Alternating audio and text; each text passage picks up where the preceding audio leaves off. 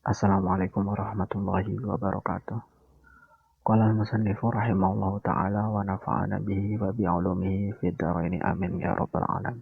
Bismillahirrahmanirrahim. Pembahasan kali ini masih melanjutkan tentang 4 musuh dari anak cucu Nabi Adam. Yang pertama adalah dunia, yang kedua adalah nafsu, yang ketiga setan dari bangsa jin, dan yang keempat adalah setan dari bangsa manusia. Nah, di sini ada cerita lain mengenai hal ini. Diriwayatkan ketika zaman Bani Israel, ada sosok ulama atau sosok pendeta. Ada sosok pendeta namanya Barseso. Beliau terkenal dengan ahli ibadah dan mampu mengobati segala macam penyakit. Jadi punya kelebihan itu, mampu mengobati segala macam penyakit apapun itu. Jadi suatu saat ada orang dengan sakit apapun yang datang ke beliau, penyakitnya akan sembuh. Nah, suatu hari ini ada iblis yang punya rencana mau menggoda beliau nih. Jadi ada iblis laknat yang punya siasat gimana caranya mau menggoda sosok Barseso ini. Nah, akhirnya iblis setelah ketemu caranya, waktu itu ada seorang keluarga yang mempunyai anak perempuan. Nah, sama iblis anak perempuan ini dibikin sakit keras sampai orang tuanya ini mengobatkan kemana aja nggak pernah ada yang berhasil. Suatu saat datanglah iblis dengan menyerupai sesosok manusia. Akhirnya ngomong ke orang tuanya, kalau anak kalian ingin sembuh, bawalah ke Barseso. Barseso ini mampu mengobati segala macam penyakit. Akhirnya si orang tua ini memutuskanlah membawa si anak tersebut ke Barseso. Singkat cerita, sudah sampai di tempat Barseso, diobati. Ketika di tempat Barseso, si anak perempuannya ini tadi sembuh. Habis itu oleh orang tuanya dibawa pulang kembali. Ketika di rumah, anak perempuan ini sakit lagi, penyakitnya kambuh lagi.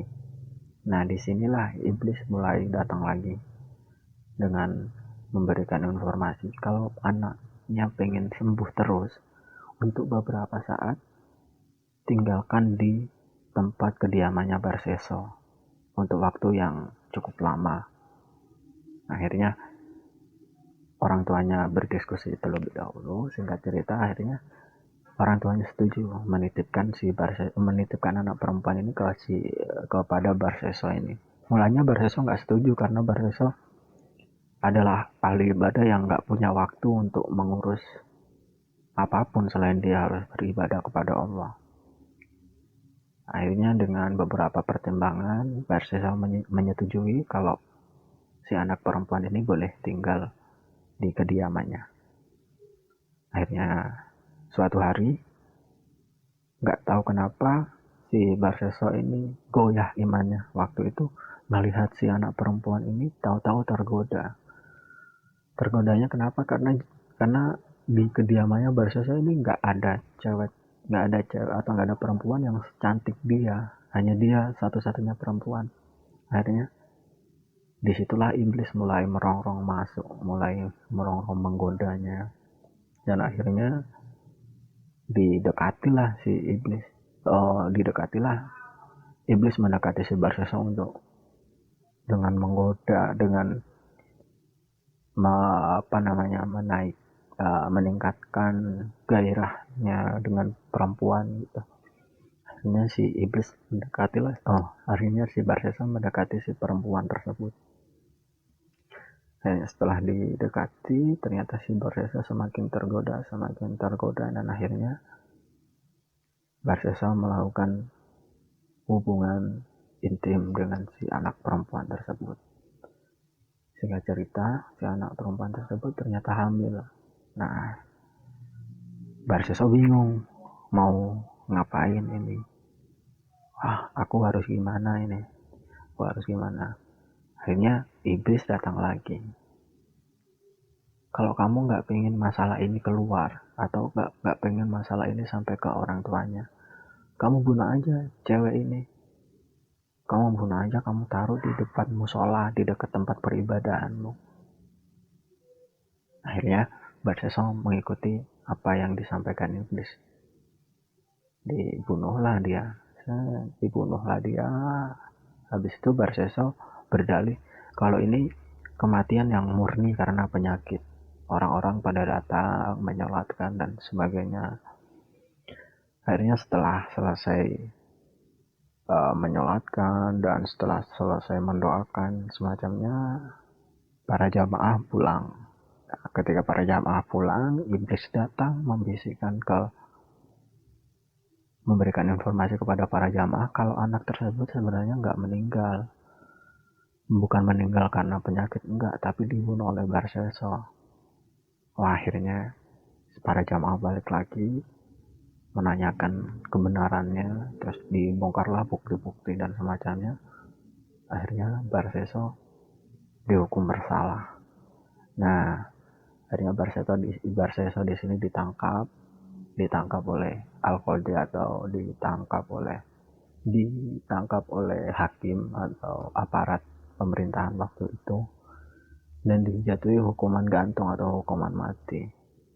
Nah, sebelum hukuman mati ini, si iblis bilang ke dia, kalau kamu ingin selesai hukumanmu ini, kamu minta tolong sama aku. Iblis bilang kayak gitu ke Barseso. Minta tolongnya gimana? Barseso tanya tuh. Kamu sujud sama aku setelah ini. Ya udah, habis itu akhirnya si Barseso oke, nggak masalah.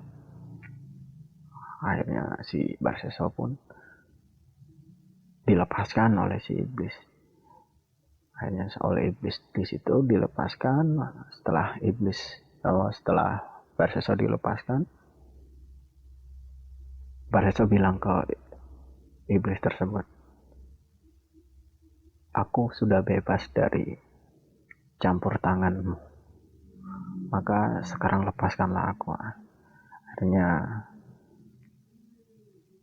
Akhirnya Barseso waktu itu setelah bilang kayak gitu, dan dia juga bilang ke setan, ke iblisnya, aku udah bebas nih sama kamu karena aku juga takut sama pangeran, sama Tuhan yang menciptakan alam.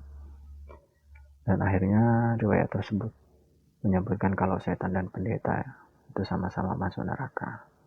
Qala ini bari umika bahwa qala Allah ta'ala kama sali syaitani id qala al insani kfur falamma kafara qala ini bari umika ini akhafullah rabbal alamin. Fakana ajabatahuma annahuma finnari khalidani fiha wa dalika jazaa'ud dhalimin. Wallahu a'lamu hakada. A'udzubillahi minasyaitonir rajim. Wallahu a'lamu bissawab. Terima kasih. Selamat. Semoga apa yang saya sampaikan bermanfaat. Wabillahi taufiq wal hidayah. Wassalamualaikum warahmatullahi wabarakatuh.